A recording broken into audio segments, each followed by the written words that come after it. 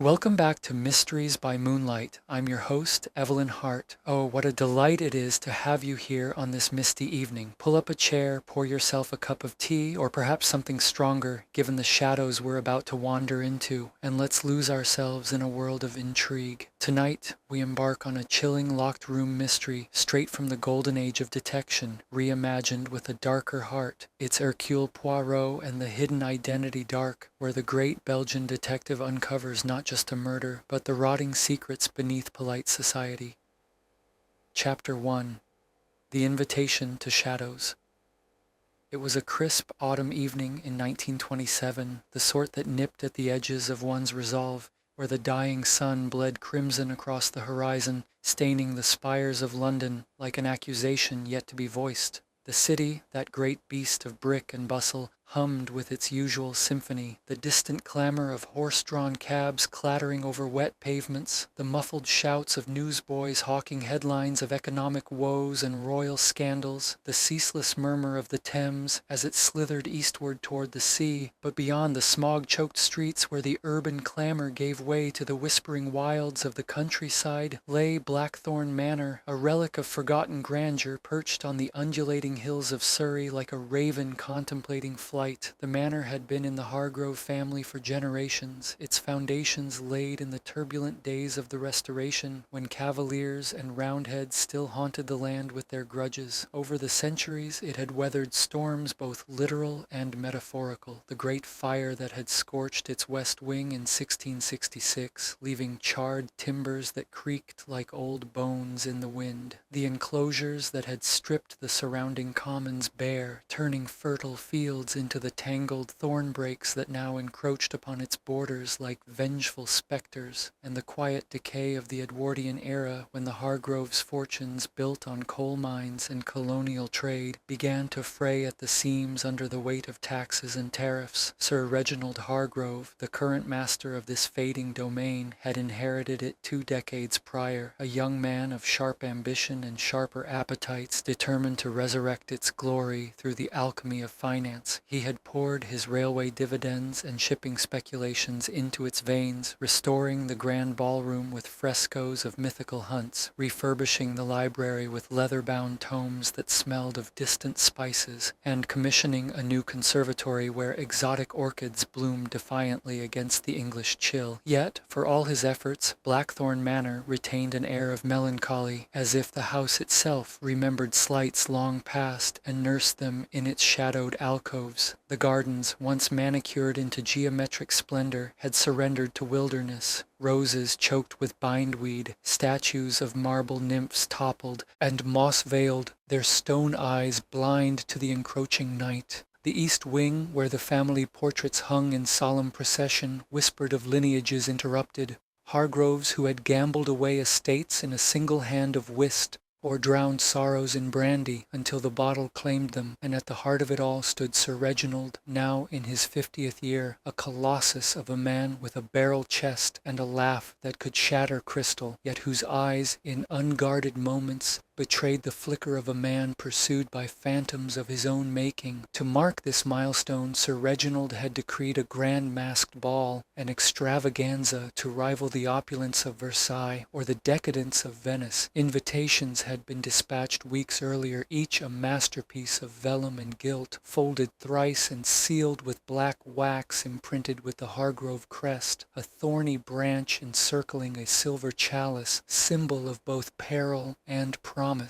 A night of revelry and revelation under the harvest moon, the cards proclaimed in flowing copperplate, promising masks to conceal, dances to ensnare, and secrets to unveil before the dawn. It was to be no mere soiree, but a ritual of reinvention where London's elite, financiers with ledgers stained by ink and indiscretion, society wives with jewels that outshone their smiles, and artists with canvases as empty as their promises, would don disguises and indulge in the thrill of anonymity. Sir Reginald envisioned it as his apotheosis, a declaration that, despite the whispers of insolvency circling his empire like vultures, the Hargroves endured. Far across the city, in the respectable confines of Whitehaven Street, where the gas gas lamps cast a steady, unflinching glow upon the facades of Georgian townhouses, Hercule Poirot sat in his modest flat, contemplating the very invitation that now lay upon his polished mahogany desk. The room was a testament to his fastidious nature, walls papered in a subtle damask of sage green, bookshelves groaning under the weight of French philosophy and English detective fiction, a Persian rug that muffled footsteps to whispers, and a coal fire crackling softly in the grate, its warmth a bulwark against the encroaching November chill.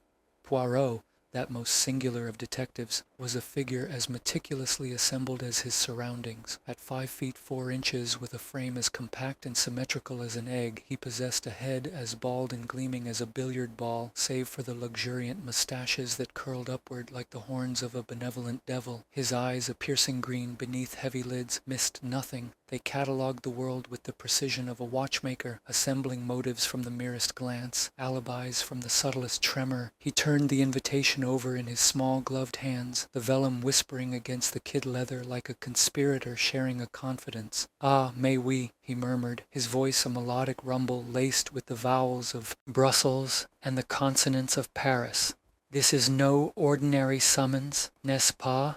Sir Reginald Hargrove, a Titan of the counting house, a man whose name graces the society columns as often as the financial pages, invites Hercule Poirot to his masked revels. Not for my prowess at the tango, I think, nor for my palate's discernment of vintage ports. No, there is a puzzle here, a shadow lurking behind the gilt edges." He tapped the crest with a forefinger, noting the wax's unusual density as if it concealed a hollow within. Blackthorn, the plant of wounds inflicted in silence, of beauty barbed with betrayal. Revelation, he promises. But revelations, mon ami, are double-edged blades. From his armchair by the fire, where he nursed a pipe whose bowl glowed like a fox's eye in the dim, Captain Arthur Hastings looked up from the folded pages of the Times. Hastings, Poirot's steadfast companion through a dozen cases of intrigue and infamy, was the epitome of the English gentleman, tall and lean, with a weathered face etched by the sun of Argentine pampas and the mud of Flanders fields, his hair a thatch of sandy brown touched with premature gray. Clad in a tweed suit that smelled faintly of tobacco and saddle soap, he embodied the reliability of oak against Poirot's mercurial continental flair. "Come now, old boy," he said with a chuckle that rumbled deep in his chest, setting the newspaper aside with a rustle. "It's just a jolly good party. Hargrove's got pots of money, railways snaking across India, steamers plying the China trade. Probably wants you there to lend a bit of cachet, impress the toffs. Or perhaps he's read about your scrapes with those Bolshevik spies last summer and fancies himself a bit of a Sherlock." Poirot's lips curved in that trademark half-smile, a crescent moon of irony amid the symmetry of his face. He rose with the grace of a dancer, crossing to the mantel where a silver tray held a decanter of creme de menthe and 2 balloon glasses. "Sherlock? Mon Dieu, Hastings, you compare me to that bohemian violinist with his 7% solution? Non, Poirot solves with the order, the method,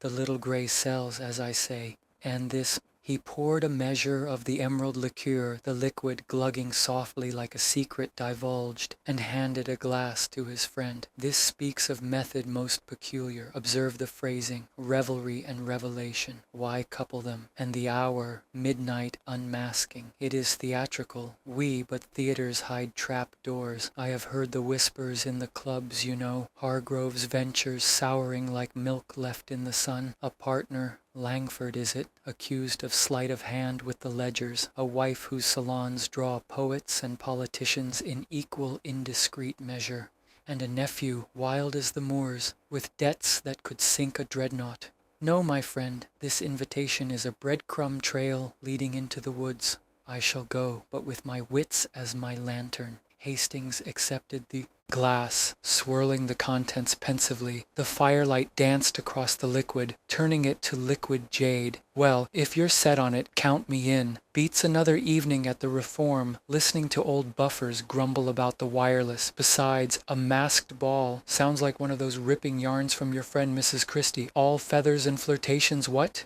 He sipped the mint sharp on his tongue, a counterpoint to the pipe's earthy undertone. Though I suppose even in masks you'll spot the blackguard before the first waltz. Poirot inclined his head, a gesture both acknowledgement and deflection. Flirtations, yes, but masks conceal more than faces, Hastings. They veil the soul's small treacheries. Come, let us prepare. The motor car awaits at dawn. He glanced at the ormolu clock on the mantel, its hands creeping toward 8. The evening stretched before them like a velvet curtain, pregnant with possibility. But Poirot's mind was already adrift on the currents of conjecture, piecing together the unseen mosaic of Blackthorn's secrets. The journey from London to Surrey unfolded like a sepia-toned postcard come to life. The motor car, a sleek Daimler with brass fittings gleaming under the headlamps, purred along the Great North Road before veering onto narrower lanes flanked by hedgerows, heavy with hips and haws. The fog, that perennial Londoner, had followed them into the countryside, coiling about the wheels like a living thing, reluctant to relinquish its urban kin. Hastings drove, his pipe clamped firmly between his teeth, while Poirot sat in contemplative silence, his cane,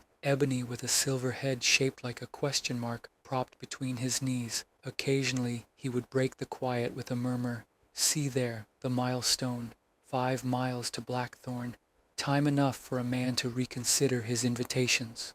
Or peering into the mist, this fog, it is like deceit, thickens where the light falters. As twilight deepened to indigo, the manor's silhouette emerged from the haze, towers piercing the sky like accusatory fingers, gables hunched against the wind, and a drive of crushed gravel that crunched under the tires like brittle bones. Lanterns flanked the entrance, their flames guttering in glass cages, casting pools of amber that warred with the encroaching dark. Guests had already arrived in droves, Ritz limousines disgorging figures in mink stoles and opera cloaks, chauffeurs tipping their caps as they melted back into the night. Laughter floated on the air, brittle as spun sugar, mingling with the strains of a string quartet tuning in the distance, violins sawing tentatively at G-strings, a cello humming low like a premonition. Sir Reginald Hargrove himself held court at the porte-cochere, a bear of a man resplendent in a tuxedo of midnight velvet, his fox mask, a snarling confection of red lacquer and gold leaf, perched atop his shock of silver hair like a crown of thorns, his face, ruddy from port and prosperity, split into a grin as Poirot's Daimler drew up. Monsieur Poirot, the very sleuth of the spheres, deigns to grace my humble heap of stones, and Captain Hastings, by Jove, the war hero himself, welcome, welcome, masks on, tongues loose, and let the night devour our sins. His handshake was a vice, calloused from boyhood labors in the pits before fortune elevated him. But Poirot noted the subtle tremor, the way his eyes, dark as polished jet, skittered to the manor's yawning doorway as if expecting phantoms to spill forth. Inside, the air was a heady assault, beeswax candles flickering in iron sconces, their flames bowing to draughts that slithered through ill-fitting casements, the cloying sweetness of tuber roses banked in silver épergnes, the acrid tang of Turkish cigarettes exhaled by debutantes in the alcove. The entrance hall soared 2 stories, its plasterwork a riot of cupids and cornucopias, now half obscured by swags of black taffeta and ebony ribbons. Footmen in livery of dove grey circulated with trays of crystal flutes, champagne fizzing like suppressed scandals, absinthe dripping emerald from perforated spoons, and oysters on beds of crushed ice, their briny scent evoking distant, treacherous seas. Poirot and Hastings donned their masks. Poirot's a simple domino of black silk that accentuated the theatrical sweep of his moustaches, Hastings opting for a harlequin's lozenge in emerald and gold, and plunged into the throng. The suspects, those unwitting players in the drama yet to unfold, materialized from the melee like figures summoned from a seance. First among them was Lady Eleanor Hargrove, Sir Reginald's wife of a quarter-century, gliding through the crowd like a swan on obsidian waters. Tall and willowy, with hair the color of burnished chestnuts piled high in a chignon adorned with seed pearls, She wore a gown of emerald silk that shimmered like a serpent's scale, its bodice embroidered with silver thorns that caught the light with malevolent sparkle. Her mask, a delicate filigree of lace and jet beads, framed eyes of glacial blue, eyes that appraised the room with the cool precision of a banker auditing accounts. She paused before Poirot, extending a hand sheathed in glass kid, her touch cool as September dew. Monsieur Poirot, a pleasure most unexpected. Reginald speaks of you as if you were a talisman against misfortune. Do you detect omens in the stars, or merely in the faces we wear? Her smile was perfunctory, a social reflex, but her gloved fingers lingered on her husband's arm as he hovered nearby. Possessive, yes, but laced with something sharper, like a warning etched in ice. Poirot bowed low, kissing her knuckles with continental gallantry. Omens, madame? Non. I detect only the truths that hearts betray, and yours, I see, beats with the rhythm of hidden symphonies. She withdrew her hand with a flicker of amusement, or was it unease, as she drifted away, trailed by a coterie of whispering admirers. Poirot murmured to Hastings, "A lady of poise, but poise is but a veil over tempests.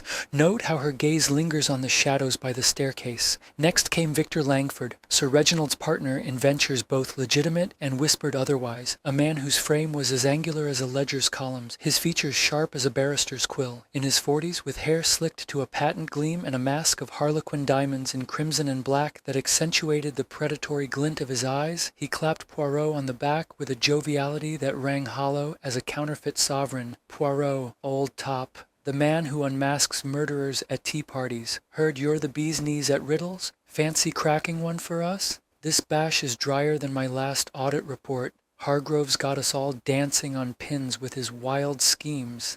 His laugh was a bark, but Poirot caught the undercurrent, the faint sheen of sweat at his temples, the way his fingers drummed against his champagne flute like a man tallying debts unpaid.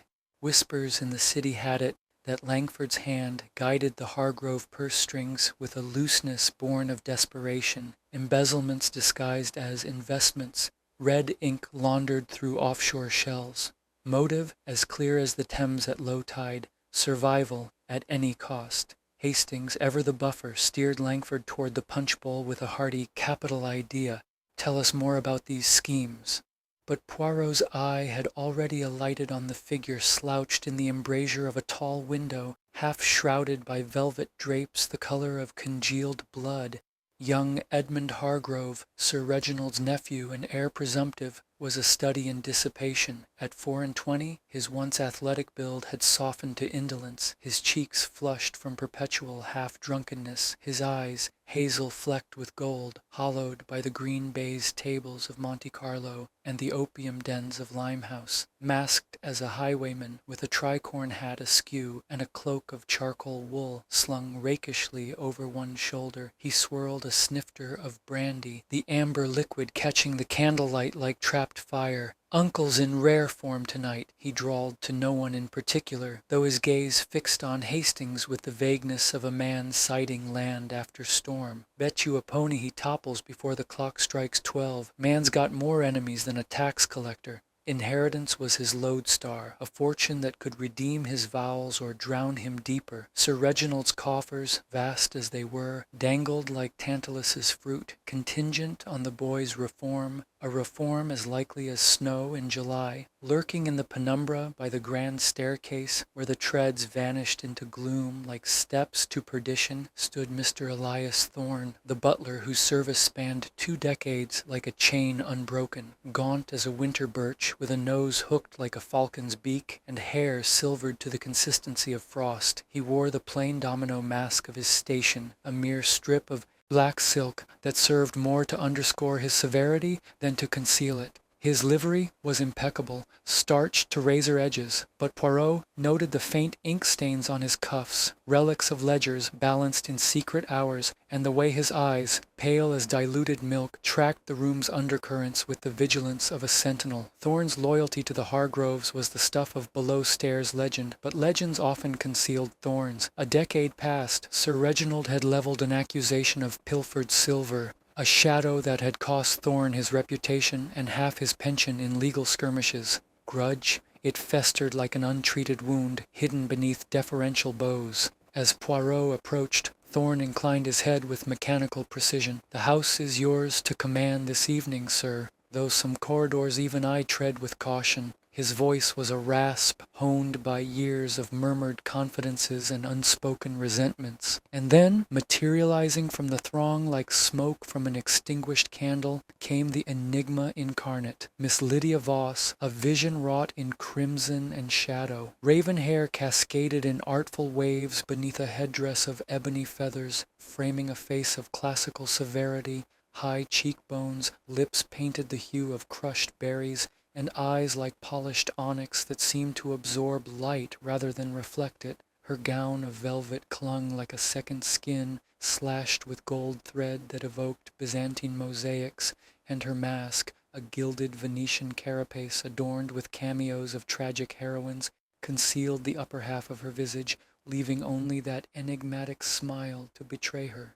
Introduced by Sir Reginald as a distant cousin from the continent, lately of Vienna, she extended a hand ablaze with emeralds, each stone a frozen scream. Her accent was a melody adrift, vowels softened by the Danube's lilt, consonants sharpened by something indefinable, perhaps Parisian, perhaps forged in fiercer fires. "Monsieur Poirot," she purred, her voice a velvet noose, "they say you peer through walls as easily as windows. What then do you see when you gaze upon me? A puzzle, or merely a pretty diversion?" Poirot captured her fingers, brushing them with lips that hovered just shy of contact. A liberty denied, a challenge issued. "Diversions, mademoiselle, are the sugar on poison's rim. I see a lady of many facets, like a diamond cut in darkness, but facets, like masks, can fracture under pressure." She withdrew with a laugh like shattered crystal, sharp and lingering, her gaze locking onto Sir Reginald's with an intensity that bordered on hunger, flirtation, or the settling of an ancient score. As she melted back into the crowd, trailing whispers like a comet's tail, Poirot turned to Hastings.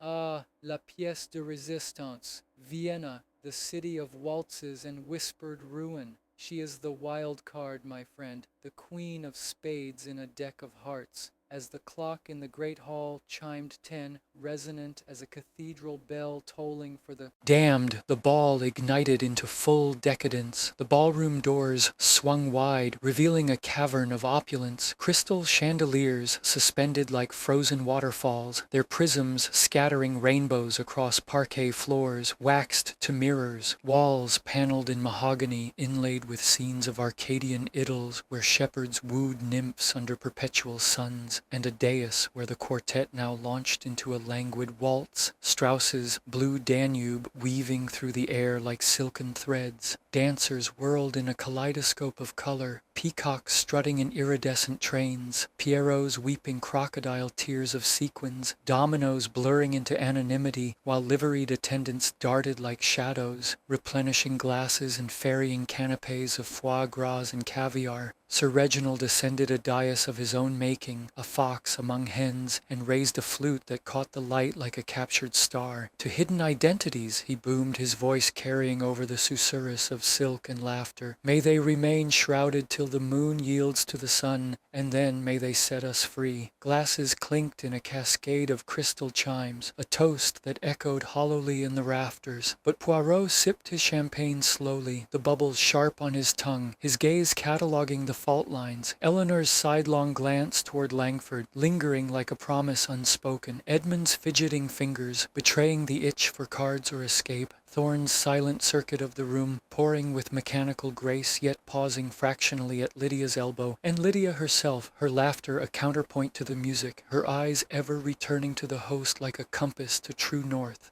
The stage was set, the players arrayed in their finery and falsehoods. Laughter swelled, dances accelerated, and the harvest moon climbed higher, bathing the manor in silver that seemed less benevolent than baleful. Little did they know, as the waltz spiraled onward, that the first act was drawing to its inexorable close, and the intermission would come stained with crimson.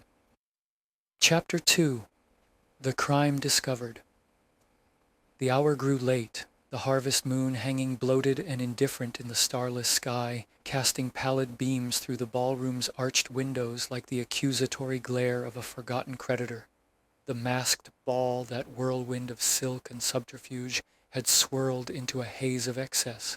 Gentlemen loosening their cravats to reveal sweat-glistened throats, ladies fanning themselves with painted ivory, their laughter turning shrill as the absinthe took hold. The air, once crisp with tuberose and champagne, now thickened with the musk of exertion and the faint, acrid bite of spilled cordials seeping into the parquet. Sir Reginald Hargrove, ever the ringmaster of his own circus, had orchestrated the evening's crescendo with the precision of a man who brooked no encores without applause.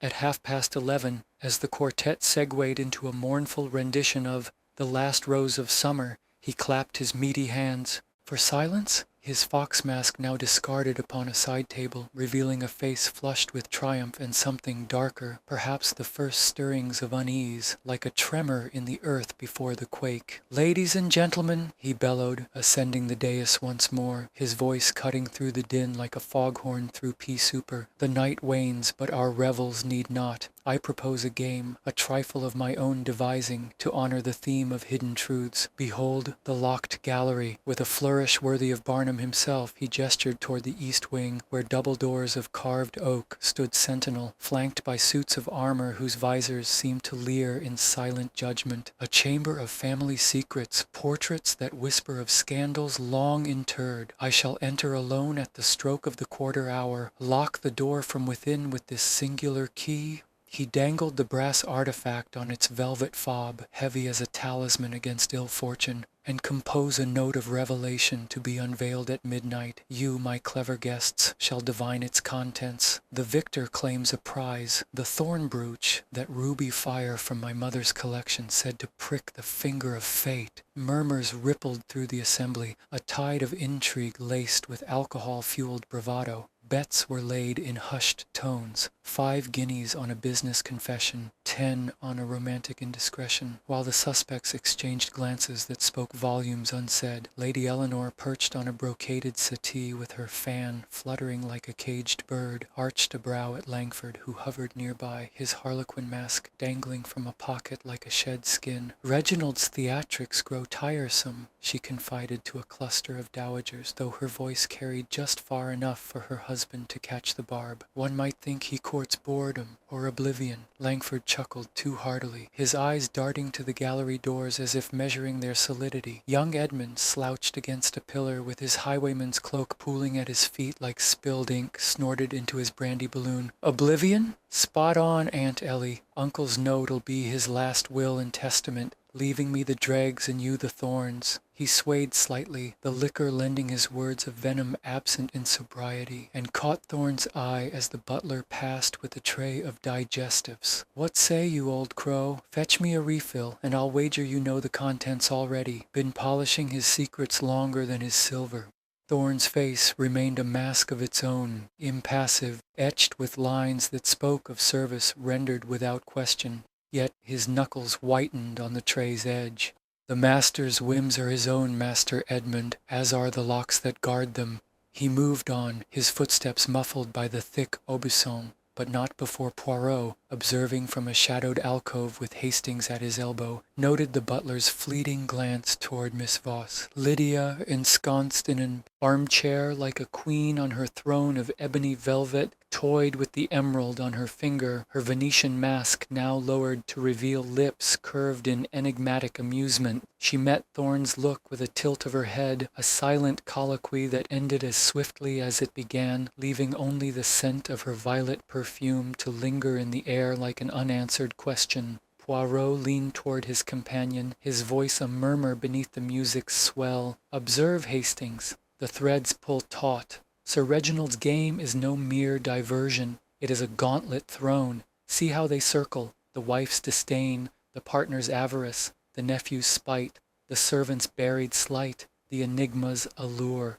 And she, Mademoiselle Voss, watches as the spider at the web's heart." Hastings nodded, puffing his pipe, the smoke wreathing his head like a laurel of doubt. "Harmless fun, you said? Feels more like a powder keg with a lit fuse." At precisely 10 minutes to midnight, Sir Reginald led the procession to the gallery, the key jingling in his pocket like the chains of a condemned man. The chamber beyond the doors was a vault of antiquity, walls panelled in dark walnut, hung with a gallery of oils depicting Hargrove forebears in ruffs and periwigs, their gazes stern and unyielding as tax assessors. A mullioned window at the far end overlooked the thorn-choked gardens, its leaded panes rattling faintly in the rising wind. At the room's center stood a massive desk of burled elm, inlaid with green leather and lit by a single candelabrum whose flames danced like uneasy spirits. No peeking upon peril of forfeiture, the host declared, stepping across the threshold with a theatrical bow. The doors thudded shut, the key turned with a resonant click that echoed down the corridor like the cocking of a hammer. From within came the scrape of a chair, the rustle of paper, then silence, profound, expectant. The guests withdrew to the adjoining drawing room, a chamber of crimson damask and roaring hearths, where the fire's glow warred with the chill seeping from the stones. Conversation flowed in desultory eddies, Eleanor and Langford retreating to a corner settee, their heads bent in murmurs that might have been strategy or seduction, Edmund challenging a subaltern to dice, his losses mounting with each throw, Thorn overseeing the staff with quiet command, his presence a shadow among shadows. Lydia, true to her solitary bent, slipped away to the library's threshold, pressing an ear to the gallery's outer wall before withdrawing with a secretive smile that Poirot intercepted from afar. He inclined his head in query. She mirrored it with a wink, a gauntlet of her own. The grandfather clock in the hall unfurled its 12 tolls at the stroke of midnight, each note a dirge in brass. Laughter stilled, eyes turned to the doors. Langford rapped first. "Reggie, old man, the note. Don't keep us in suspense." Then harder, knuckles whitening. No response. The knob twisted futilely. The lock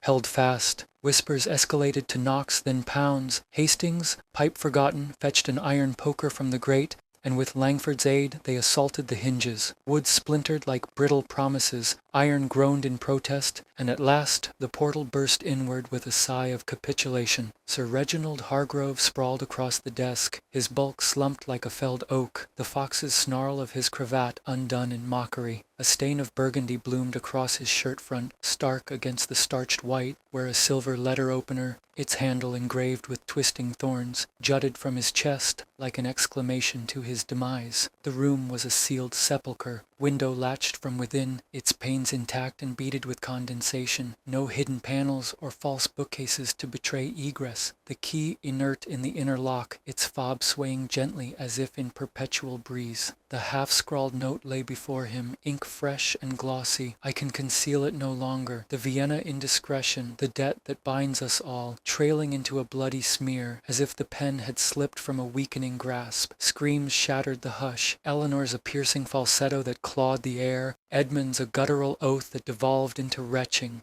Lydia Voss clutched the door frame, her face drained to alabaster, while Langford bellowed for physicians and constables in equal measure. Thorn stood transfixed, a statue of salt, his eyes fixed on the blade as if recognizing an old adversary. Chaos reigned, guests milling like panicked sheep, a dowager swooning into her husband's arms, footmen frozen with trays aloft. Into this maelstrom stepped Hercule Poirot, his diminutive form parting the tide like a cutter through waves. Messieurs, mesdames, silence. No one departs this house. No touch mars the scene. Captain Hastings, secure the portals, s'il vous plaît. Inspector's men will come anon. But until then, Hercule Poirot assumes command. His voice, calm as a summer pond, quelled the storm. Even Grimsby's eventual arrival would bow to such authority. As the first wail of sirens pierced the fog-shrouded night, Poirot circled the corpse with the reverence of a priest at an altar. The wound was surgical, deep, arterial, death mercifully swift. No struggles disarray, papers pristine save the fatal missive. The carpet, plush and unyielding, bore only the imprint of brogans, a locked sanctum breached by murder's invisible hand. Chapter 3. Investigation begins. Dawn infiltrated Blackthorn Manor reluctantly, a pallid intruder seeping through grimy mullions to expose the estate's underbelly. Corridors where tapestries frayed like forgotten promises, chandeliers dulled by dust that danced in hesitant sunbeams like spectral courtiers. The revelry's detritus littered the halls, overturned champagne flutes, a lone feather mask crushed underfoot, while the air hung heavy with the metallic tang of blood and the acrid residue of fear sweat. The local constabulary arrived in a clamor of Ford vans and truncheons, led by Inspector Harold Grimsby, a bull-necked bulldog of a man whose walrus mustache bristled with territorial ire. Murder in a locked room, eh? Sounds like bleeding novelette rot. We'll have it sorted, lads. Fingerprints, footprints, the lot. His gaze swept the drawing room, where the suspects huddled like survivors of a shipwreck before settling on Poirot with the suspicion of a poacher eyeing gamekeeper. And you fancy, Dan, Belgium was it? This here's Surrey jurisdiction?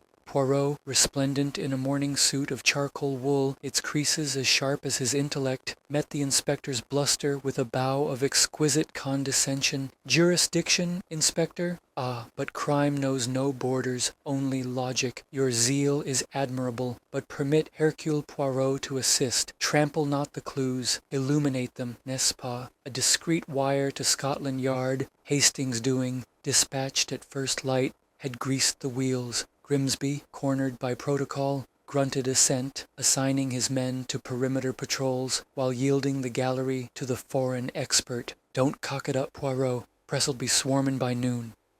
The crime scene, now a cordoned crypt under tarpaulin sheets, yielded its grim inventory under Poirot's magnifying lens. Sir Reginald's corpse remained as discovered. Rigor nascent, the thorn-etched letter opener a hilt-deep sentinel in his chest.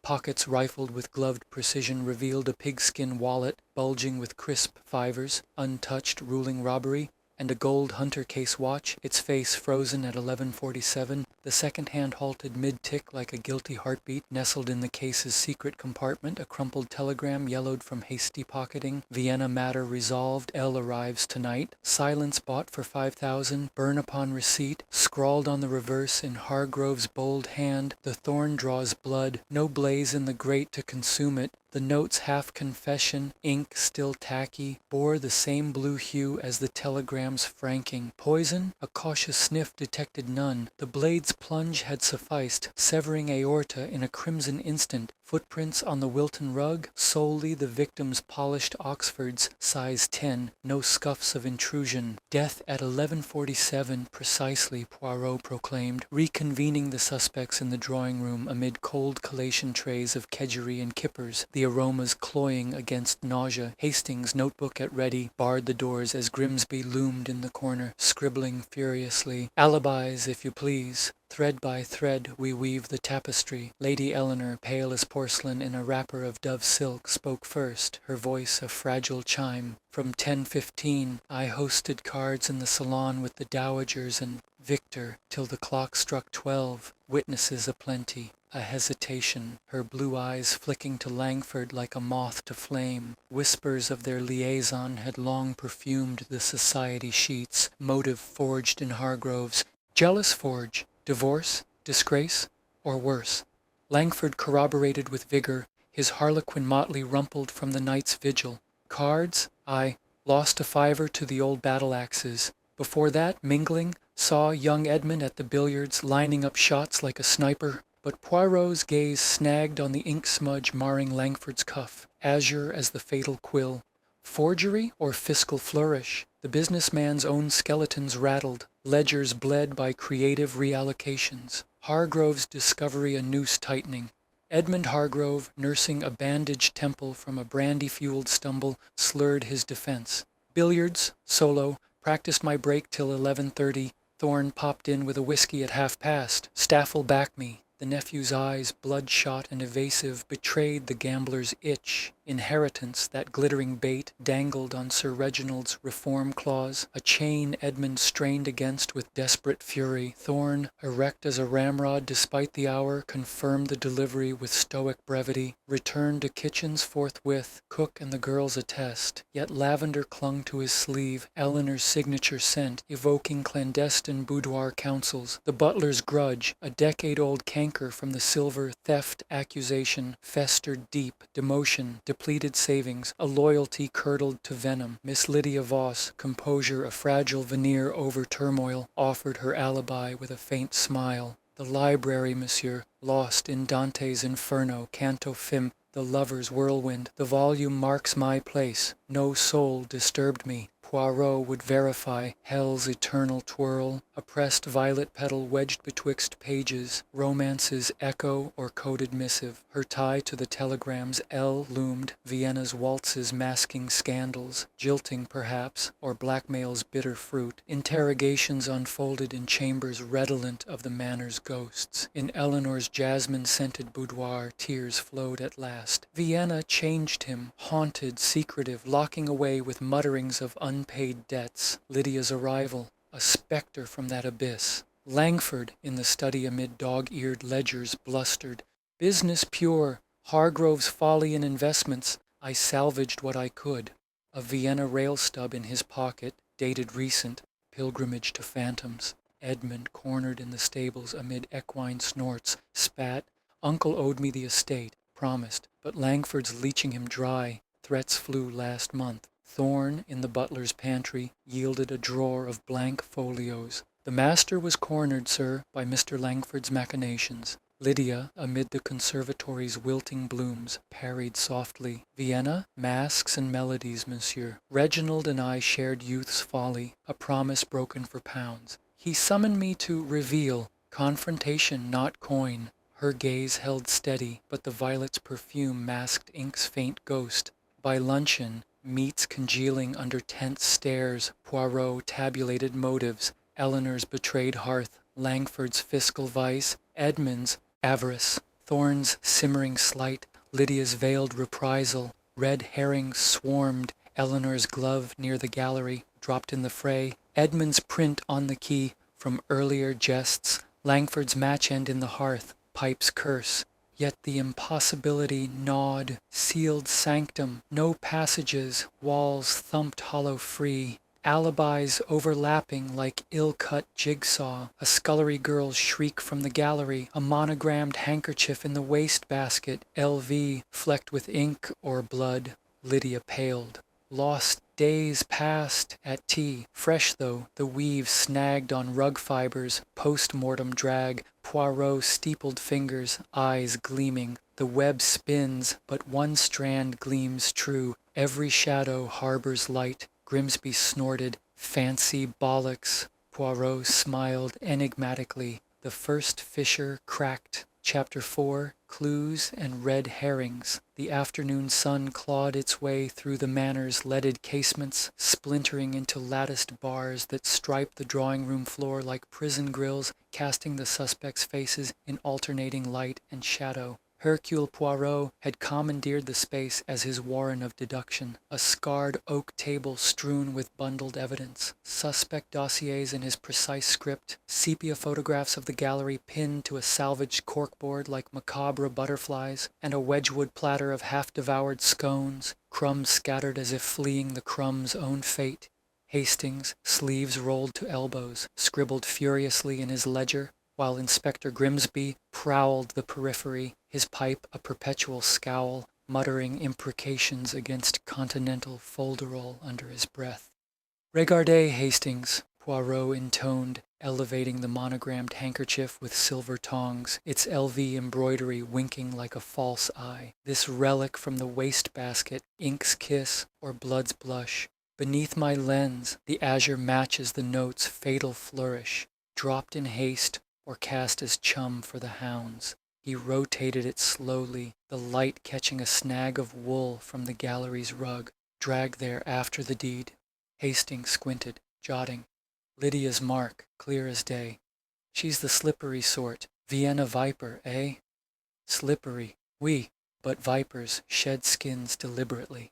Poirot's gaze swept the room, where the suspects fidgeted under the collective scrutiny of Grimsby's plods and the detective's unblinking green. New threads surface, mes amis. The telegram. Vienna matter. Madame la Lady, enlighten us. What shadows did your husband court in that city of sighs? Eleanor, ensconced on a chaise with a vinaigrette to her nose, hesitated, her rings twisting like serpents in torment. Fragments only. A venture soured, debts to shadows. He sealed it away like a wound dressed in finery. Her eyes strayed to Lydia, a flicker of venom, red herring the first, a forged billet-doux unearthed in Hargrove's desk, penned in Langford's angular hand, decrying Eleanor's endless dalliances to stoke the widow's ire. Next the watch, its hands, arrested at 11:47, a frozen indictment. A marker of malice, Poirot declared, tapping the crystal with a stylus.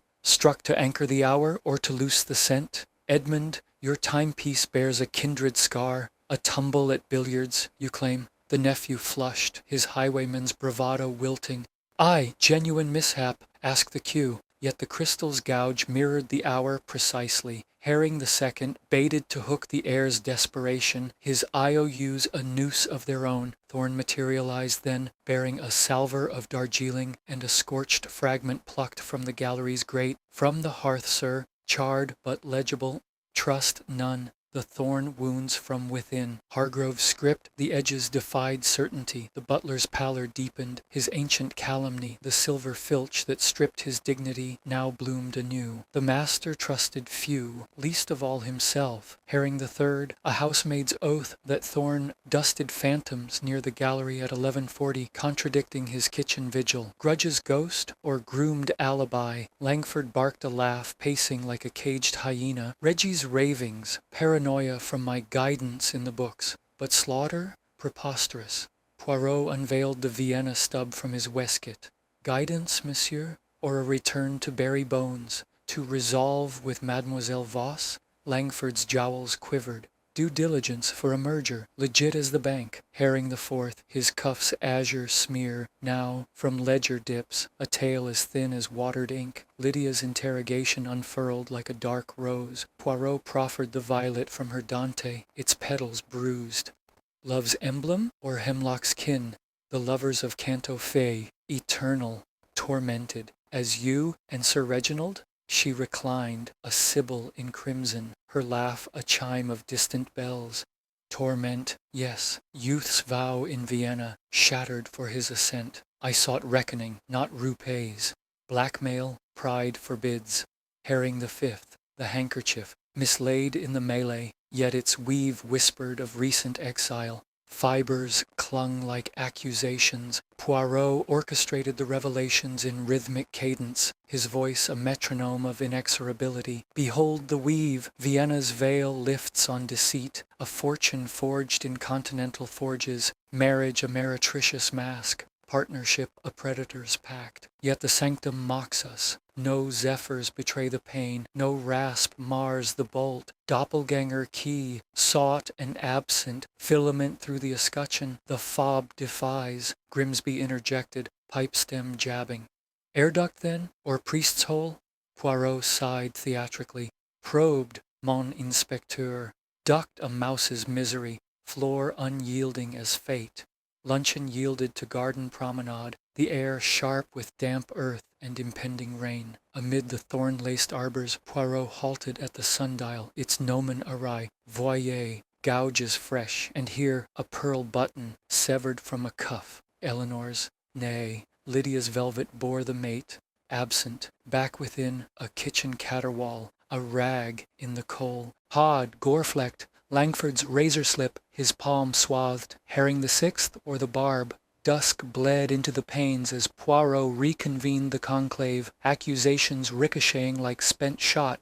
Clues cascade, logic lops the chaff. The notes smear, a taunt half spun. Who fathomed the Vienna venom? All perchance, but one intimately. Glances parried like foils. Edmund lunged at Langford's fiscal fangs. Thorn skewered Eleanor's frivolities. Lydia's smile a parry to all. Chapter 5 Complications and Twists. Evening unfurled over Blackthorn Manor like a pall of bruised velvet, the sky bruising to indigo as leaden clouds massed on the eastern fells, promising a tempest to mirror the household's brewing maelstrom. Within the dining hall, a vaulted nave of Tudor beams and flickering beeswax tapers, the air simmered with unspoken barbs, the long mahogany groaning under silver-domed salvers of roast pheasant, glazed parsnips, and claret that stained lips like guilty confessions. Hercule Poirot occupied the foot of the table, Sir Reginald's carved chair a throne of absence, his small hands steepled like a bishop at vespers. The suspects arrayed before him, Eleanor at his right, her emerald gown wilted as her poise, Langford opposite, carving meat with undue vigor, Edmund slouched at the end, toying with his fork like a dagger, Thorne presiding at the sideboard, pouring with mechanical detachment, Lydia at Poirot's left, her crimson a bloodied flag of defiance. Hastings flanked the detective, notebook aglow in candlelight, while Grimsby hulked at the door, gnawing a cold wing like Cerberus on watch. "We dine," Poirot announced, his voice a silken scalpel slicing the hush. "But we vivisect. Motives, mes amis. Bear them, as one bears a wound to the light. For in the flesh's truth lies the crime's map." Forks clattered, eyes darted like minnows in shallows. Eleanor shattered first, her crystal goblet trembling as she set it down, the ruby dregs sloshing perilously. Enough of this inquisition. Reginald was flawed, yes, unfaithful since Vienna, that cursed waltz of his youth. An opera soubrette, he swore, but I divined the lie. Lydia's shade haunted our bed like a curse. Genuine tears welled now, carving channels through powder, yet Poirot noted the artifice, the lace hanky crushed in her fist as if rehearsed. "And Monsieur Langford? Your sympathy a balm for neglect, or a blade for the heart?" She flushed, a rose under frost. "Victor, mere confidant, we commiserated, nothing carnal." But her foot brushed Langford's beneath the damask. A herring, or the hook's barb? Langford, emboldened by the third decanter, leaned forward, his knife spearing a bird with unnecessary force. "Confidant Ellie, let's christen it true. Reggie's chill drove you to warmer arms. Me, but matricide? I'd forfeit my shares in the syndicate." Poirot's brow arched like a drawn bow. "Syndicate, monsieur? The telegram whispers of Vienna's vipers, loans laundered in shadows. Your recent pilgrimage to muzzle a ghost?" Langford's jowls slackened, claret flecking his chin. "Phantom business. Reggie bungled the bonds. I mopped the spill." Yet his bandaged palm throbbed visibly, the rag from the hod a spectral twin, the thorn gash self-inflicted or staged. Edmund's guffaw erupted, brittle as autumn leaves underfoot. "Spill? You hemorrhaged Uncle's fortune, Vic. Monte Carlo to the Mekong. Cut my remittance after my indiscretions. Swore I'd inherit thorns, not gold." His eyes, fever bright, fixed on Poirot with gambler's guile. "Reform," he preached, "by pruning the branch that bore me." The detective tilted his head, mustaches a quiver. "Pruning, oui, like the blade in his breast. Your watch's wound, time to the kill, coincidence or calibration?" Edmund paled, brandy sloshing. "Tumble, I swear, billiards bite, clean kill. Not my style, I'd feather it softer." Thorne, circulating with a ewer of gravy, paused at Poirot's murmur. "Your service, monsieur, 20 years a chain." Yet the silver shadow lingers. Accusation false, purse emptied in pleas. Vengeance, served locked and lethal. The butler's tray steadied, but his gaze hardened to flint. "Chains chafe, sir, but I forged none anew. Ask the scullery, I was their anchor in the gale." Lavender wafted anew, Eleanor's elixir, evoking midnight assignations in her wing. A servant's jealousy or lover's lure. Lydia savored her sorbet in languid spoons, unperturbed as a cat by cream. Such parlor psychology, amusing but adolescent. Reginald owed me a lifetime, a legacy. Vienna's vow annulled for ambition's altar. I came for the unmasking he craved. Blackmail? Vanity's vice, not mine. Poirot leaned nigh, inhaling her violet aura. "Vanity, mademoiselle, or terror?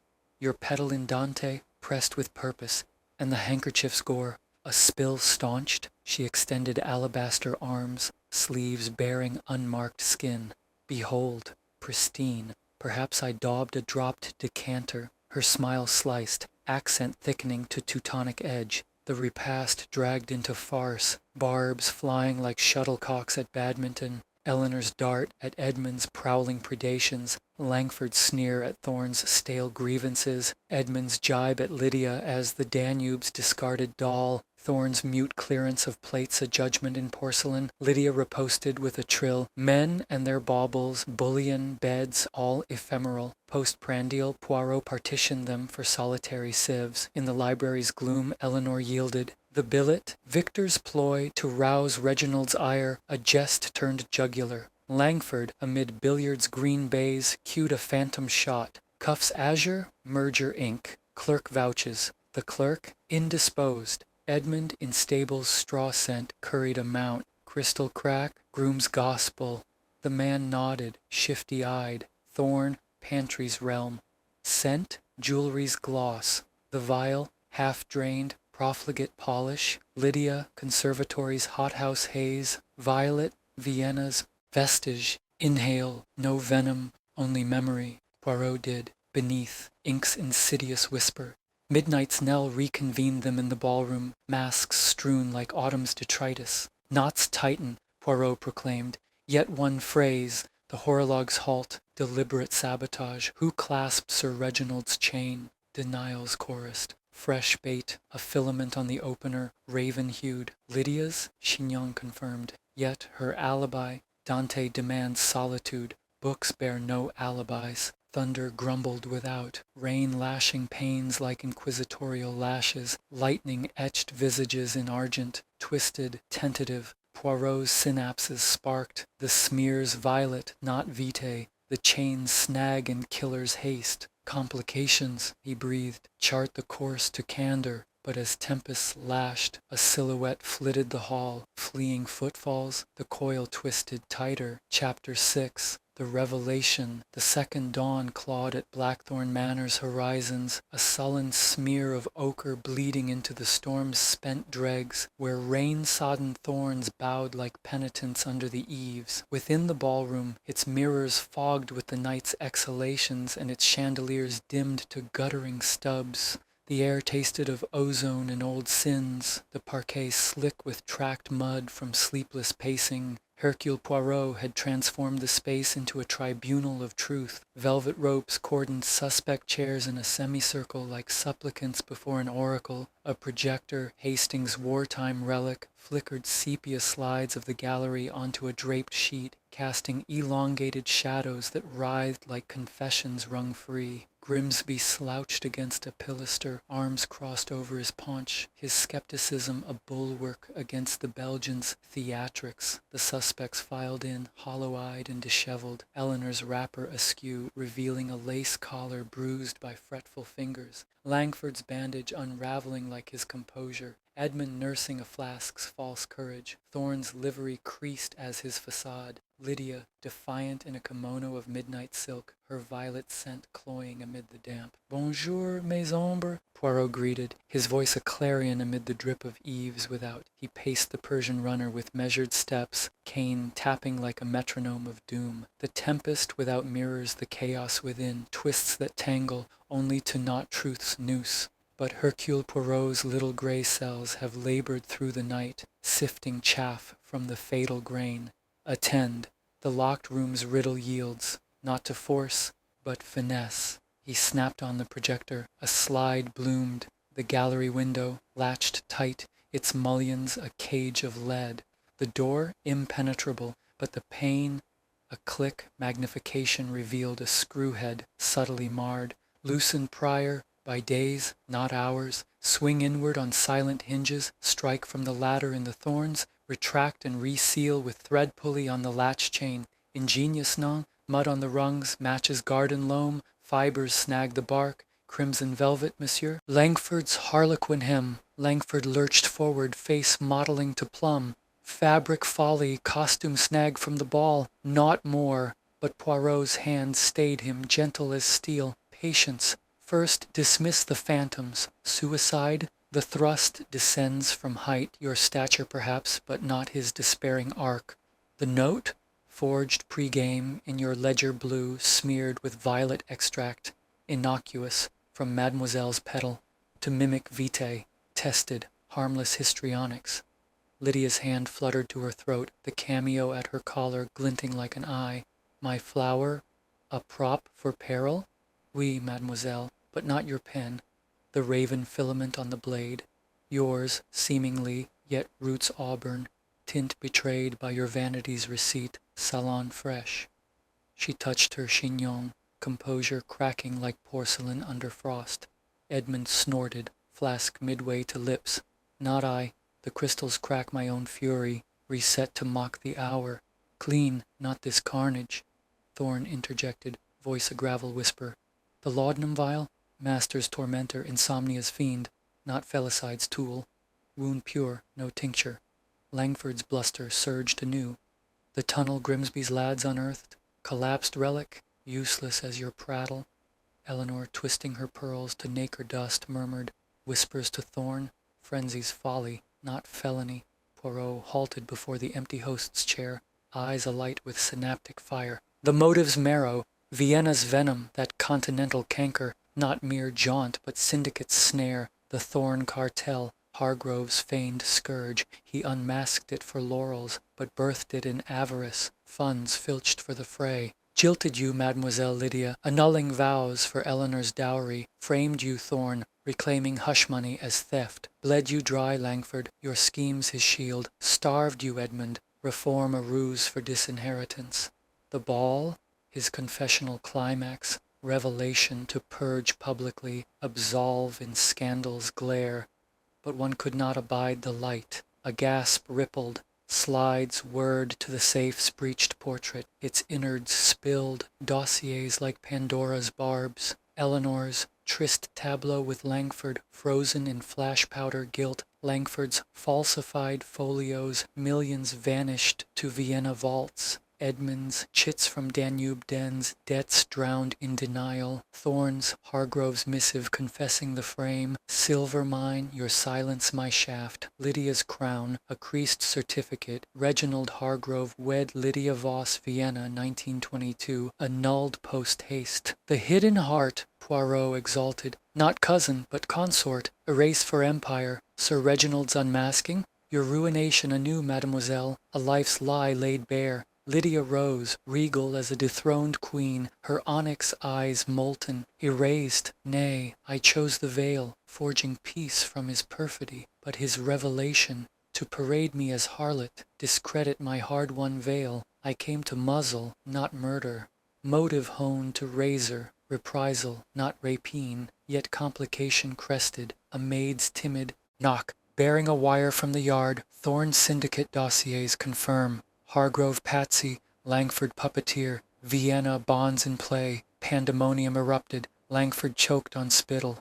Reggie the fool, my salvage, Eleanor clutched her throat, lied to us all, poverty's precipice. Edmund's flask clattered, mirthless mirth bubbling.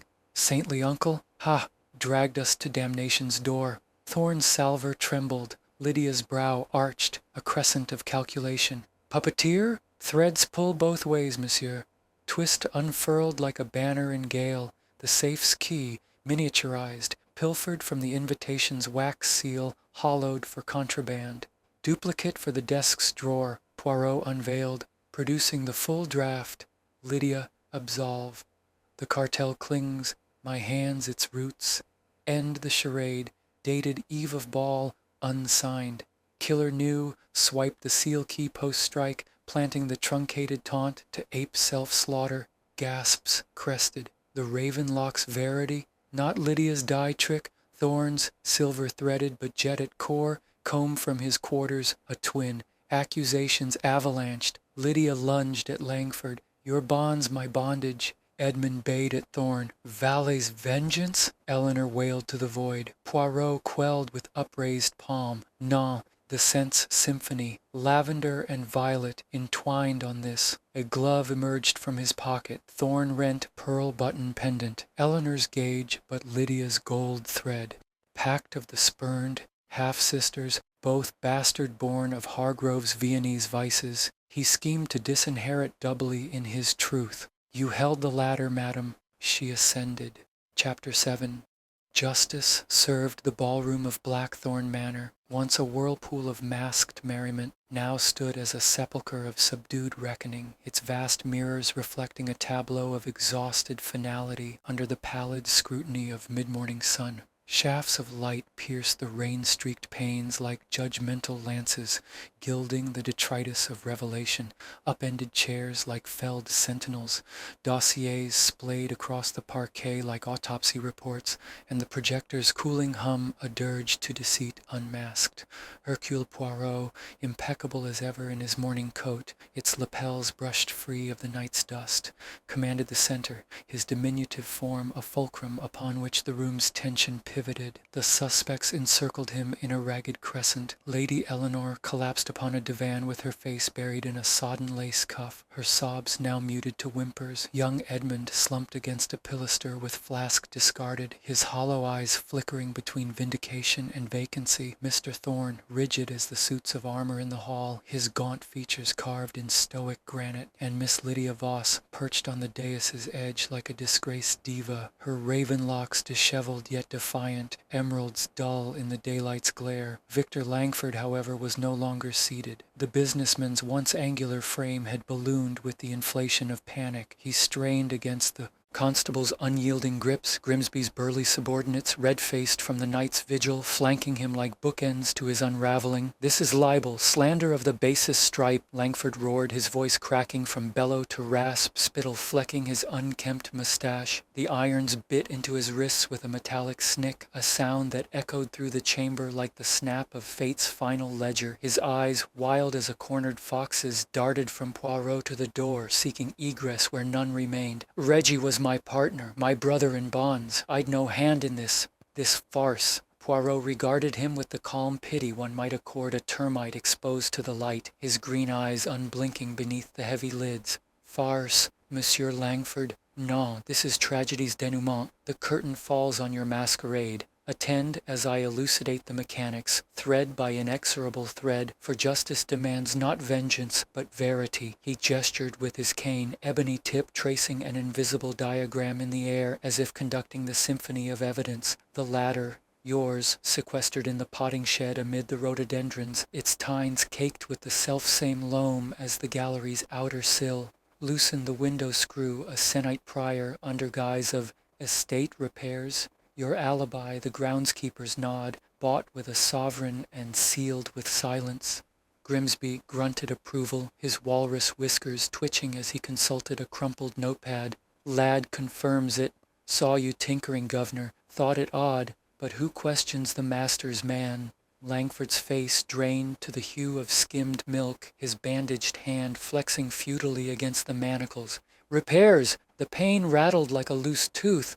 "Silence!" Poirot interjected, voice mild yet unyielding as tempered steel. "At 11:40 you absconded the drawing-room, cards a chimera, Madame Eleanor's unwitting corroboration, her glances your unwitting cover, ascended the rungs in fog's forgiving veil, pane swung inward on oiled silence. The strike at 11:47, downward, your heights dictate, the thorn-opener your trophy from his desk, plunged with precision born of practice. The watch's arrest, your fob's concealed magnet, a trifling from your watchmaker's kit, halting the hands to forge the timeline's trap." Hastings, from his scribe's perch, nodded gravely, interjecting, "And the note, old chap, prepenned in your boardroom blue, the half-scrap charred in advance to ape despair's scrawl?"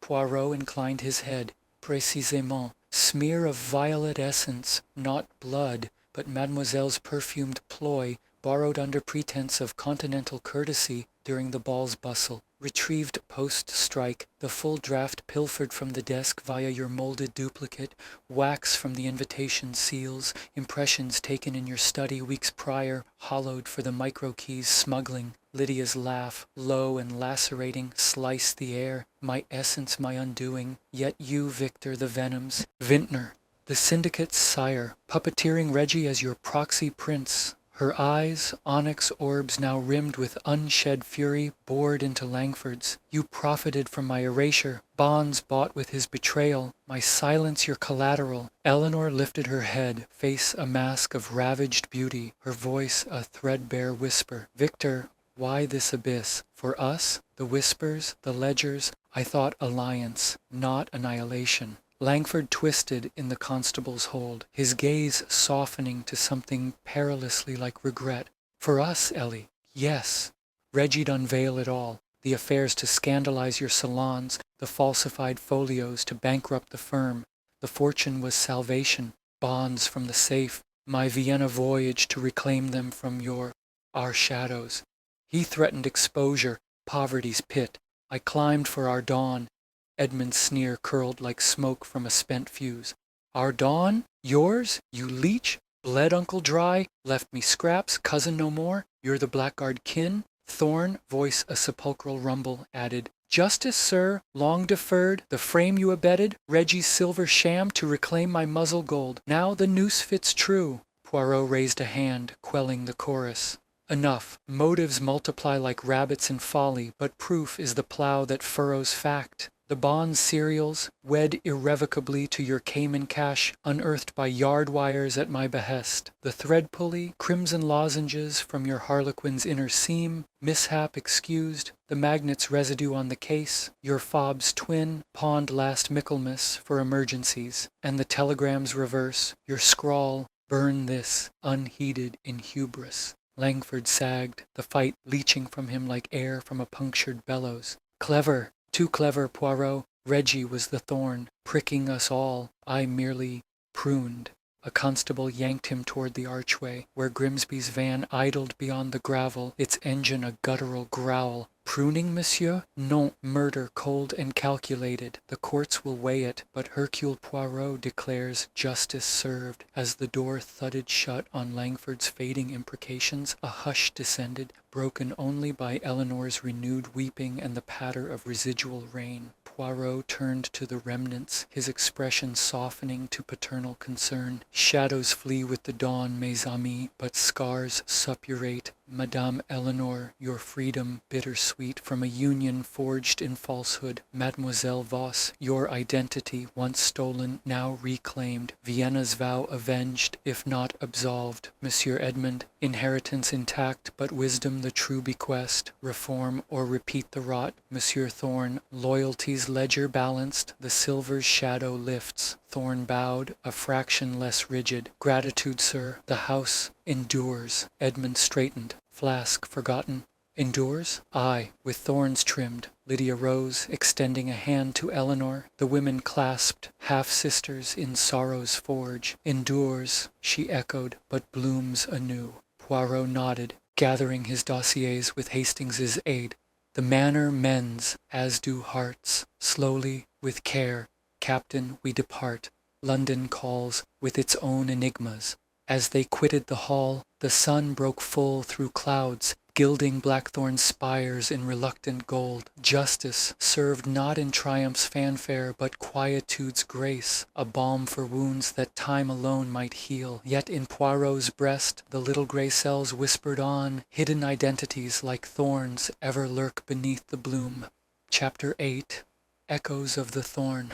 The gravel drive of Blackthorn Manor crunched under the Daimler's tires like the brittle remnants of shattered illusions, the estate's silhouette shrinking in the rear view as if recoiling from the light of midday. Hercule Poirot reclined in the passenger seat, his cane across his knees like a scepter laid to rest, while Captain Hastings navigated the fog-laced lanes back toward London, the motor's hum a counterpoint to the companionable silence that often followed triumph's aftertaste. The sun, now fully unchained from the clouds, dappled the hedgerows in fleeting gold, but Poirot's gaze remained fixed on the horizon, his green eyes distant as if tracing invisible threads back to the manor's thorny heart. The air through the cracked window carried the crisp bite of wet earth and wood smoke, a balm against the lingering scent of beeswax and betrayal that clung to his waistcoat. Bittersweet, isn't it, old man? Hastings ventured at last, his pipe clenched unlit between teeth, one hand steady on the wheel.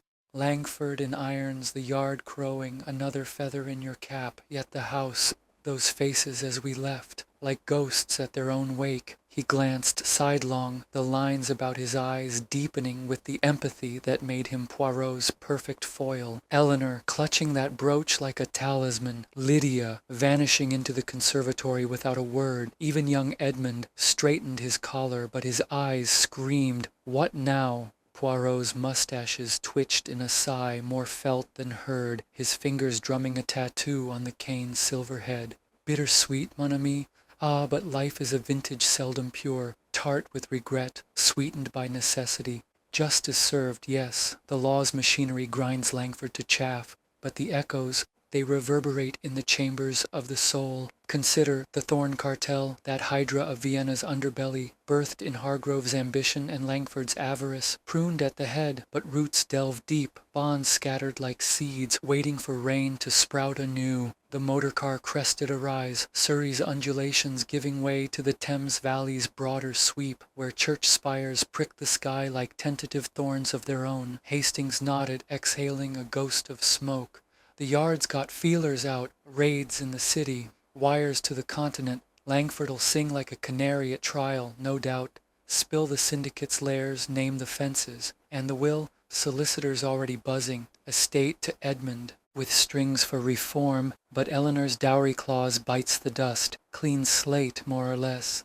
Clean? Poirot echoed, his voice a velvet murmur laced with irony. Non, Hastings. Slates bear stains that no chamois erases. Recall Mademoiselle Voss. Lydia, the phantom wife, annulled like a faulty contract. Her revelation at the ball, Hargrove's folly would have stripped her bare, a public pillory for private perfidy. Now, free, yet scarred, half-sister to Eleanor, both daughters of his divided dalliances. They clasped hands as we departed, alliance forged in blood's forge. But trust? A fragile bloom amid the brambles. Images flickered in Poirot's mind's eye, unbidden as spectres. The conservatory that morning where Lydia had retreated post-arrest, her kimono trailing like a bloodied train. He'd found her there amid the wilting orchids and fern-shrouded statues, a trowel in hand as she uprooted a blackthorn sucker from the potting soil. "Gardens teach resilience, monsieur," she'd said, not looking up,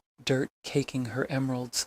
"Cut back, they grow fiercer. Reginald, he was the root rot I pruned too late." Her laugh then, a shard of the ball's crystal chime, but edged with something feral. The bonds Langford stole, mine by right, Vienna's dowry never paid. I'll reclaim them, build anew. But the thorn's legacy, it pricks the hand that wields it. Poirot had inclined his head, respecting the veil she drew anew. Legacy, mademoiselle? Or curse? The law absolves the innocent, the heart less forgiving. She'd met his gaze then, onyx to emerald, a pact unspoken, silence for survival. Back in the Daimler, Hastings shifted gears with a grind, and Thorn, man's a rock, bowed us out like it was Sunday tea, not a murder's mop-up. Silver cleared, pension restored, loyal to the end, that one.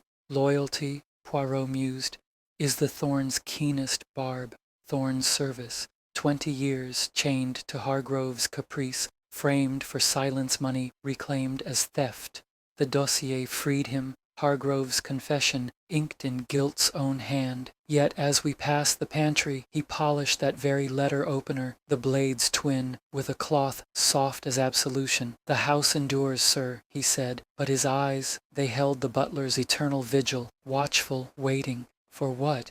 The next master? Edmund, perhaps, to twist the screw? The city loomed now, London's spires a forest of iron and ambition, the Thames a serpentine ribbon glinting under bridges like chained secrets. Hastings chuckled dryly. Edmund, poor pup, straightened up like you'd clipped his leash, muttered something about turning over a new leaf. Railways, not roulette.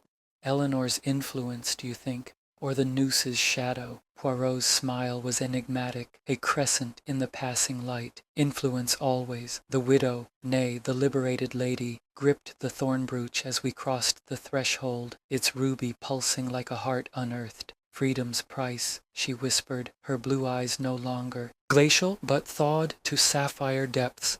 Victor promised escape. Reginald, empire. Now, the manor and its ghosts. She'll remarry, mark my words, some steady earl with ledgers untainted. But the echoes? Vienna's waltz will haunt her salons, a melody minor, a pause, the motor's purr filling the void until Hastings ventured, "And you, Poirot? The little grey cell's quiet at last?" Or humming with the next enigma. Poirot straightened, adjusting his gloves with ritual precision. "Quiet? Non?" They compose. This case, Hastings, a symphony of hidden identities, where masks were but veils over mirrors. Langford, the puppeteer unstrung. Hargrove, the host who poisoned his own feast. The survivors? They carry the score. Notes of resilience, discord of doubt. Justice serves the law, but the soul demands more. Reflection, restitution. In my flat awaits tisane and tranquility. Yet he trailed off, gaze on a passing barge laden with coal, black as syndicate ledgers. Yet the thorn's echo lingers, a wire from Grimsby perhaps on the trial's overture, or a missive from Lydia, revelations unresolved. The Daimler breasted the Strand's bustle, newsboys' cries mingling with omnibus horns. "Extra! Financier slain in locked horror," Hastings snorted. "Fame's thorn, eh? Christie's got nothing on this yarn." Poirot's laugh was soft, genuine. "Mrs. Christie? She pens the puzzle. I live it. But ah, mon ami, the living tale ends not with the arrest, but the aftermath's quiet coda. Blackthorn endures, thorns trimmed, but ever ready to regrow, as do we all. Whitehaven Street welcomed them with gas lamps flickering to life, the flat's windows a beacon of order amid chaos. Poirot alighted, cane in hand, pausing to inhale the urban balm, fog, fried fish, forgotten sins. Inside, the fire crackled anew, tisane steaming in porcelain. But as he settled, a telegram boy rapped the door. Langford confesses full, cartel crumbling, but one thread loose. Vienna contact, the widow at large. Your thoughts, Grimsby. Chapter 9. The lingering thorn twilight draped Blackthorn Manor in a shroud of indigo and regret. The harvest moon's harvest long reaped, leaving only stubble of secrets in the fields of memory. 3 fortnights had elapsed since Langford's irons had clanged their verdict, the court's machinery grinding inexorably toward the scaffold's shadow. Yet the estate lingered in stasis. A clock wound too tight, its hands hesitant at the hour of change. The grand hall, once resonant with waltzes and whispers, now echoed with the hollow footfalls of workmen boarding windows against the winter's bite, their hammers a dirge to the ball's buried revels. Dust sheets veiled the chandeliers like ghosts in cerement, and the air, stripped of perfume and pipeweed, carried only the faint musty bite of closure deferred. Hercule Poirot had returned unbidden, his Daimler gliding up the drive like a spectre revisiting its haunt, prompted by Grimsby's terse wire, syndicate's widow. Surfaces, Vienna ghost. Langford names her Thorn's kin. Your eyes? The Belgian detective, clad in a greatcoat of charcoal Melton against the November nip, alighted with Hastings in tow. The captain bundled in Shetland wool, his breath fogging the chill like unspoken doubts. Another Thorn, eh? Hastings murmured, eyeing the manor's sagging portico. Thought the pruning done. Eleanor's selling up, whispers of a Riviera retreat. Lydia's vanished to the continent, bonds in hand. Even Edmund's gone straight, apprenticed to the railways, or so the papers crow. Poirot's cane tapped the gravel thoughtfully, dislodging a pebble that skittered into the thorns like a fleeing accusation. Pruning, mon ami? Non. Gardens teach that root's rebel. Langford's confession spilled the cartel's dregs. The widow, a Viennese veil over a sharper blade, funneling funds through Hargrove's folly.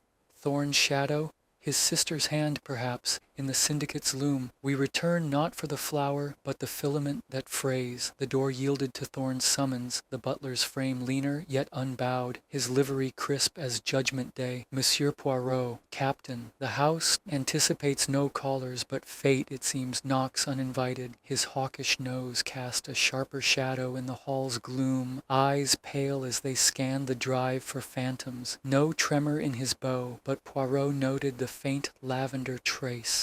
Eleanor's ghost, or another's, clinging to his cuff like an alibi unabsolved. They convened in the library, that sanctum of leather-bound lies, where a low fire gnawed at logs, casting fitful glows on the spines of unread tomes. Eleanor presided from a wing-chair, her emerald silks traded for widow's bombazine, the thorn brooch pinned like a wound dressing at her throat. Beside her sat Lydia, returned from exile in a gown of midnight taffeta, her raven tresses coiled like adders, emeralds subdued to morning jet. Edmund lounged by the mantel, pipe in hand, Hastings' influence no doubt, his once hollow cheeks filled with reluctant resolve, a ledger of railway schematics open on his knee. Thorn poured sherry with ritual gravity, the crystal glinting like unshed tears. "Welcome back to our mausoleum, Monsieur Poirot," Eleanor began, her voice a chime tempered by trial, blue eyes no longer iced, but veiled in velvet sorrow. The wires spoke of loose ends. Langford's trial spills bile from Vienna's vat. What thorn draws you anew? Lydia's smile was a blade sheathed in silk, her accent a Danube whisper. The widow? A spectre I know too well. My aunt, perhaps, through mother's line. Thorn's blood calls to mine. Family, that cruel cartel's core. Poirot accepted the sherry, sipping with appreciation, its nutty warmth a counter to the room's chill.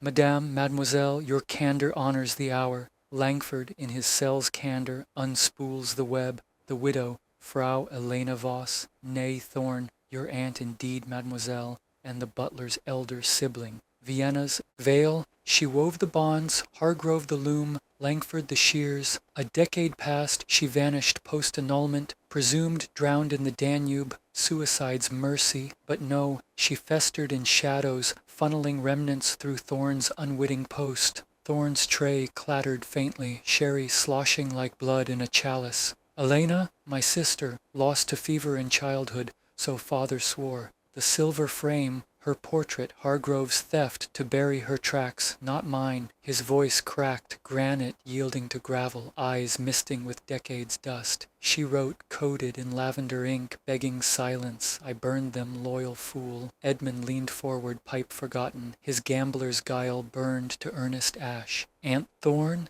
Devil take it, family's the real syndicate. I skimmed the ledgers post-arrest, entries to E.V., Voss, veiled as vendor, railways routed through her proxies, my inheritance tainted, his fist clenched on the ledger, knuckles whitening.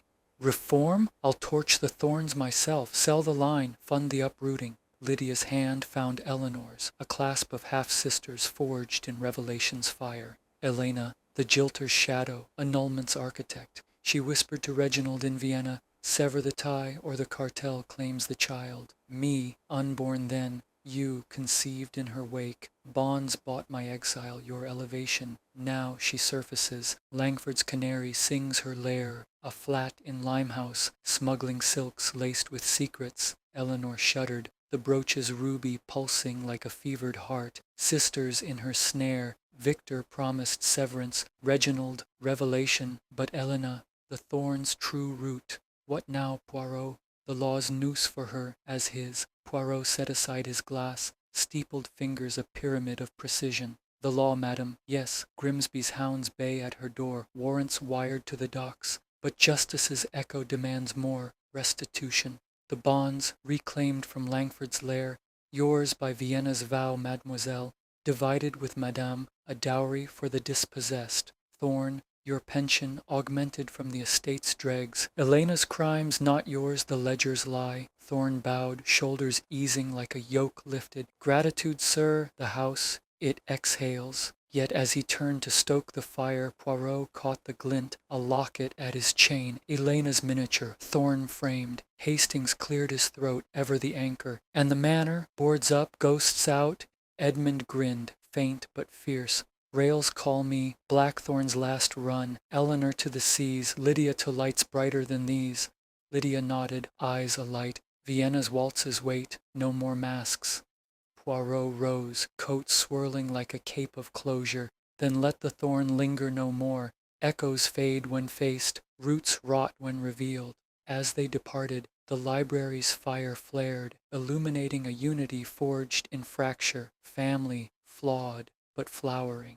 Chapter 10, The Thorn's Eclipse. December's frost etched Blackthorn Manor's panes in filigree of silver lace, the estate a slumbering sentinel under a sky of unblemished azure, where the winter sun hung low and luminous as if reluctant to surrender the day. The drive, once gravel-crushed under gala coaches, now bore the ruts of removal vans, their engines chuffing like sighs of release as crates of crystal and canvas were borne away. Eleanor's legacy to auction houses in Mayfair, Lydia's chosen keepsakes to a steamer bound for brighter shores. The thorns, tamed by Edmund's hired hands, receded from the lawns in neat bonfires, their smoke curling heavenward like exorcised spirits, leaving the gardens bare but breathing, ready for rebirth under new stewardship. Within, the halls rang with the purposeful clatter of closure. Thorne directing Packers with the precision of a conductor at finale, his locket now tucked away, Elena's phantom portrait committed to the grate's forgiving glow. Hercule Poirot arrived at vespers, his Daimler threading the frost-rimed gates like a needle through fate's last seam, prompted by Grimsby's coda wire, widow netted, Vienna, extradition. Thorne's kin confesses, cartel's corpse cold. Your beau? The detective, bundled in a cashmere ulster against the bite, alighted with Hastings, the captain's cheeks ruddy from the wind, his breath a plume of camaraderie. Full circle, eh? Hastings remarked, stamping frost from his brogues. Manor's a husk. Eleanor's off to Monte tomorrow. Lydia sailed yesterday. Edmund's wired from Paddington. Rails rolling, thorns trimmed. Clean end, at last. Poirot's cane sketched a flourish on the flags, dislodging a crystal of ice that shattered like a dropped illusion.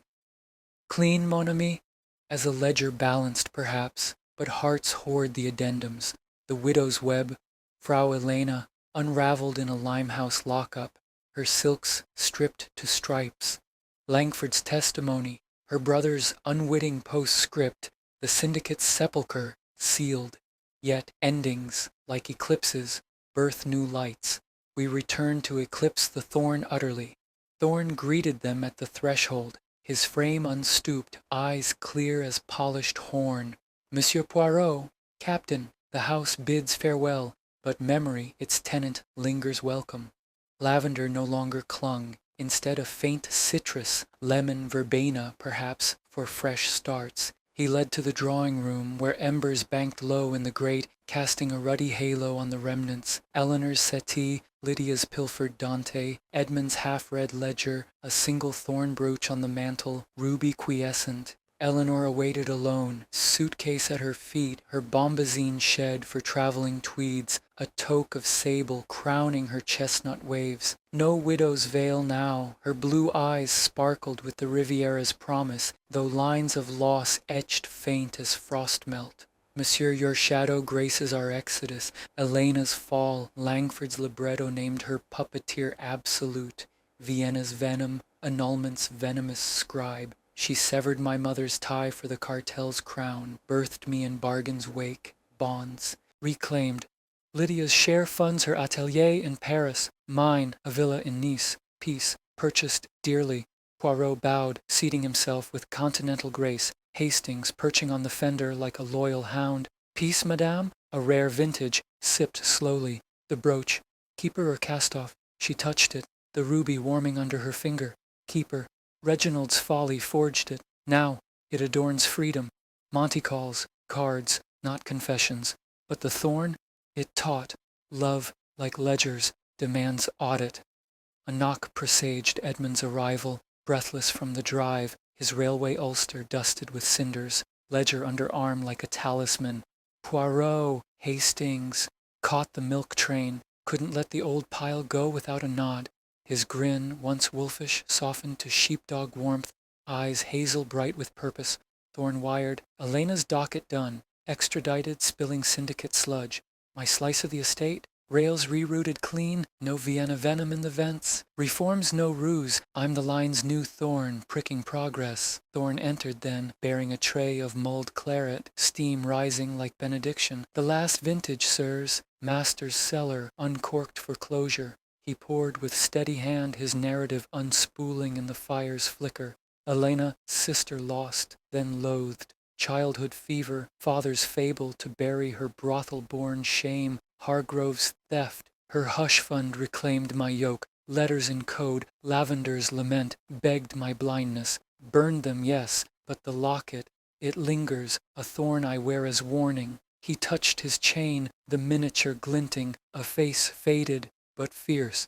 The house sells to a schoolmistress, girls' academy, thorns to trellises. I retire to the cottage, pension plump, loyalty's ledger, balanced. Lydia's absence echoed in a letter on the salver, postmarked Calais. Dearest detective, Paris paves my path. Dante discarded for Daumier. Elena's eclipse frees us all. Half-sisters, whole in severance. The violet, pressed in victory's page. Waltz without weights. L.V. Poirot folded it, smile enigmatic. Mademoiselle's melody, minor no more. The widow's web, her extradition seals the score. Vienna's vaults voided by Interpol's key. Langford's trial, a scaffold symphony come spring. His avarice, the aria's end. Eleanor raised her glass, claret catching firelight like spilled secrets. To eclipses, thorns that teach the sun's return. Glasses chimed, a cascade of crystal clarity. Edmund's toast rumbling, to rails unbroken, kin unknotted. Thorn nodded, silent sentinel. Hastings beamed, pipe alight at last. Poirot sipped, savoring the spice and solace. To endings that eclipse not light but shadow. The manor mends, mes-amis, its ghosts grafted to growth. Blackthorn, no longer barb, but bastion. As dusk deepened, they parted under the portico. Vans rumbling away, frost yielding to starlight. The Daimler bore them Londonward. The Thames, a silver serpent under bridges aglow. Case closed then? Hastings queried. Engine purring. Poirot gazed at passing spires, moustaches curling in quiet triumph. Closed, oui, like a book bookmarked for reprise. The little grey cells rest but whisper. Humanity's thorns, ambition, allegiance, atonement, ever regrow, ever refined, yet in their prick we bloom. Whitehaven Street's lamps welcomed, the flat a haven of order. Tisane steaming, fire crackling, the Times unfurled to banal banalities. Poirot settled, Hastings pouring. Another triumph, old bean. Triumph, non-testimony to the survivors. Eleanor, Lydia, Edmund, Thorn. Their eclipse, the thorn's true gift, resilience's rose. As snow flurried soft without, the tale eclipsed, not in oblivion, but in the heart's enduring light.